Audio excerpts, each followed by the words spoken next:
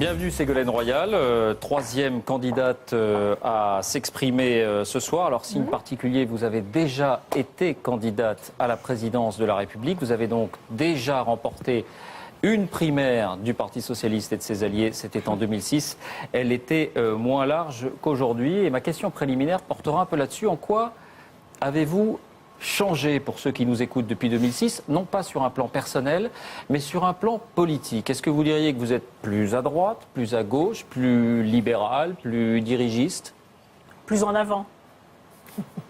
Ça, c'est une façon de botter en touche. Oui, mais bien sûr, j'ai changé, bien sûr. Mais en quoi? J'ai changé en densité, en détermination. J'ai changé parce que j'ai beaucoup travaillé, d'abord. J'ai travaillé dur parce que je sais que j'aurai à demander aux Français de travailler dur. Et je veux m'appliquer à moi-même ce que je veux leur demander. Mais politiquement... J'ai aussi appliqué dans ma région les idées que je défendais en 2007. Par exemple, la mutation écologique ou l'aide aux petites et moyennes entreprises.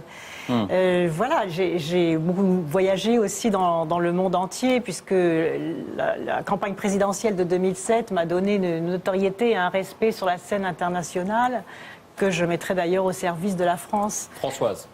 Alors, Madame Royal, dans cette campagne, vous dites beaucoup « Je veux être la voix des sans-voix, je veux m'adresser aux indignés et aux résignés ». Si vous êtes élue présidente, quelles sont les une ou deux mesures qui symboliseraient le fait que vous avez entendu les indignés ou les résignés? C'est résoudre la crise, puisque la quasi-totalité des Français souffrent de la crise, sauf 10% d'entre eux, qui se sont enrichis pendant que tous les autres s'appauvrissaient. Mais encore. Donc comment résoudre cette crise? D'abord, il faut résoudre le problème du déficit et de la dette, parce que je n'accepte pas que ce déficit soit transmis sur le dos des générations qui viennent. Comment résoudre ce déficit et cette dette? C'est d'abord en relançant l'activité économique. Et pour relancer l'activité économique, ma première priorité, mon premier projet de loi sera la réforme des banques. Vous aussi, comme Arnaud Montebourg. Écoutez, la spéculation bancaire est là. Et dans quelle direction? Pour que les banques obéissent au lieu de commander. Et il y a trois choses à faire. Obéissent d'abord à leur métier. Qu'est-ce que c'est qu'un métier pour une banque? Qu'est-ce que c'est que le métier des banques? C'est de financer l'économie réelle. Ça n'est pas d'aller spéculer sur la dette des États.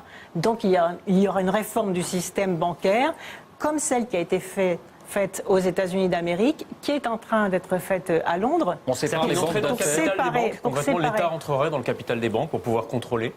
L'État rentrera au capital des banques s'il vient renflouer les banques, ce qu'il aurait dû faire en 2008. Je l'avais dit d'ailleurs à cette époque. Si l'État français qui avait renfloué les banques en notre nom à tous, était rentré au capital, il aurait pu contrôler au sein des banques ce qui se passe et que les banques cessent de mélanger leurs activités de dépôt, qu'elles protègent l'épargne des gens, des activités spéculatives et de prêts des activités d'investissement financier. Donc il va falloir séparer ces deux activités dans les banques pour qu'elles se mettent vraiment au service du développement économique. Vous pensez que c'est le problème numéro un aujourd'hui pour résoudre le déficit, c'est de relancer finalement le crédit qui serait en panne? C'est de relancer l'activité économique, donc les aides financières aux PME. Vous le savez, on le voit partout. Des PME qui ont de grandes difficultés parce qu'elles n'ont pas la confiance du système bancaire. Et donc la deuxième décision que je prendrai, c'est la création d'une banque publique à dimension régionale, d'aide aux petites et moyennes entreprises pour qu'elles puissent innover, pour qu'elles puissent créer des emplois et distribuer des salaires. Ce qui est aussi dans le projet socialiste, une banque publique d'investissement. C'est ça l'objectif d'une nation, c'est de créer des richesses avant d'augmenter les impôts. On a l'impression qu'on est très sur le territoire français. On n'est plus dans la mondialisation, on se recentre sur des banques d'investissement en France, on fait un système bancaire à nous. Qu'est-ce qui se passe exactement ? Mais cela va de pair avec la réforme du système bancaire européen et international. Car quand je dis cela, je dis aussi que lorsque, par exemple, Nicolas Sarkozy et Angela Merkel se sont réunis, on savait déjà les décisions qu'il fallait prendre. Quelles décisions? Celles que l'on a déjà attendues pendant la crise de 2008, c'est l'interdiction des banques. Et ça doit être une décision européenne et même internationale, l'interdiction des banques de spéculer sur la dette des États, c'est-à-dire sur la misère des peuples, l'obligation aussi... Oui. Voilà, Vous nous dites qu'une de vos priorités, c'est de réduire les déficits et la dette. Ça, c'est quelque chose que vous partagez avec la totalité des candidats du Parti socialiste, de tous les candidats en général. Ça, Il y a une spécificité chez vous, c'est que vous dites, mais moi, je n'aurai pas recours aux hausses d'impôts. C'est une facilité, même les hausses d'impôts, vous dites. Je ne suis pas sûr que ce soit très facile de hausser les impôts quand on est au pouvoir, mais comment on fait pour renflouer les caisses de l'État, pour éponger les dettes, si on ne trouve pas de nouvelles recettes? Vous pensez vraiment que les Français sont en situation d'accepter de nouveaux prélèvements? Vous ne pensez pas que de nouveaux prélèvements vont aggraver la situation économique et plonger la France dans la récession? Moi, c'est ma conviction.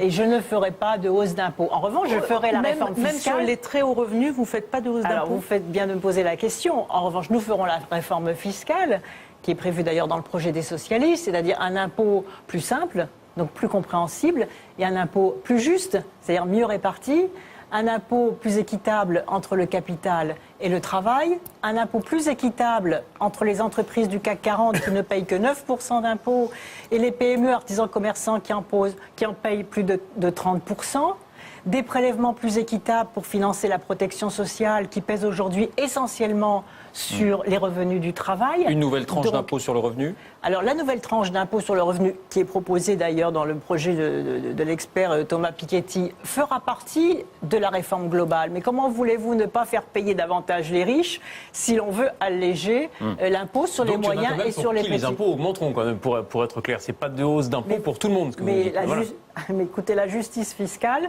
oui, la justice fiscale, je vous le confirme, c'est de faire payer les plus riches, c'est de faire rembourser le bouclier fiscal, c'est de lutter contre la fraude fiscale, 40 milliards d'euros en provenance essentiellement des hauts revenus et des gros patrimoines. Donc faisons déjà en sorte que les riches obéissent à la loi comme tous les autres. Nous récupérons déjà 40 milliards. Qu'est-ce que les riches? Est-ce que vous quantifiez le seuil? Ça veut dire quoi être riche? Le seuil n'est pas quantifiable comme ça dans l'absolu.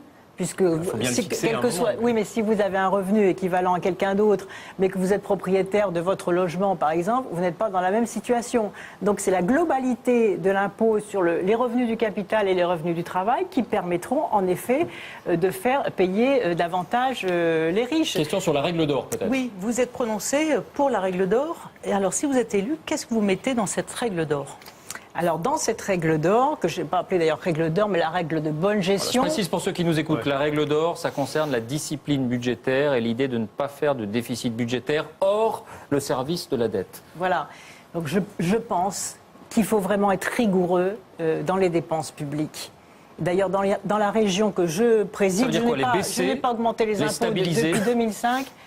Et chaque euro dépensé est un euro utile et toute dépense nouvelle est financée par des économies. Voilà la bonne gestion des fonds publics que je mettrai en place. C'est pour ça que ça ne me gêne absolument pas d'inscrire ce principe dans la Constitution, parce que c'est la seule façon... Pourquoi pas le faire maintenant, puisque la majorité actuelle et le président de la République le propose. Qu'est-ce qui vous Parce que ce n'est pas la même règle d'or que la sienne. C'est-à-dire que la règle d'or que je mets dans la Constitution prévoira également la contribution égale du capital et du travail, ça sera inscrit dans la Constitution, la justice fiscale et la garantie des ressources de la sécurité sociale. Voilà les trois principes qui doivent accompagner la règle de bonne gestion que j'inscrirai dans la Constitution. Ce qui forcera l'État à faire des efforts, en effet, à faire des économies, en effet, à améliorer son organisation, en effet. Et chaque décision... faire des économies dans les dépenses de l'État? Est-ce que vous avez des postes qui sont un peu identifiés? Je pense que l'on peut faire des économies sur l'organisation des pouvoirs publics. Un exemple. Je crois que l'État est trop hyper concentré. Je crois qu'il faut une nouvelle étape de la décentralisation. Alors on dit pourtant qu'il y a trop de collectivités locales entre le département, la région. Exactement, j'allais y venir. Qu'il faut mieux répartir les compétences entre les différentes collectivités territoriales, parce qu'effectivement, il y a des compétences qui se superposent, donc il y a un certain nombre de gaspillages, c'est vrai. Et en supprimer, par exemple et peut-être en supprimer, mais bien sûr. Le département Il faut en débattre. En tout cas, si les départements... C'est-à-dire si ça doit créer plus de remous que d'avantages, moi je suis pour des réformes consensuelles et rapides. Et la réforme consensuelle et rapide, c'est celle qui donne à chaque échelon territorial son pôle de responsabilité. On a pris un peu de retard. Juste le dernier volet quand même qui est très important pour la relance économique, c'est la croissance verte. Moi je veux faire non seulement de la France un pays d'entrepreneurs, je le mets dans mon livre programme, un pays d'entrepreneurs qui ont les moyens de se développer, de créer des activités.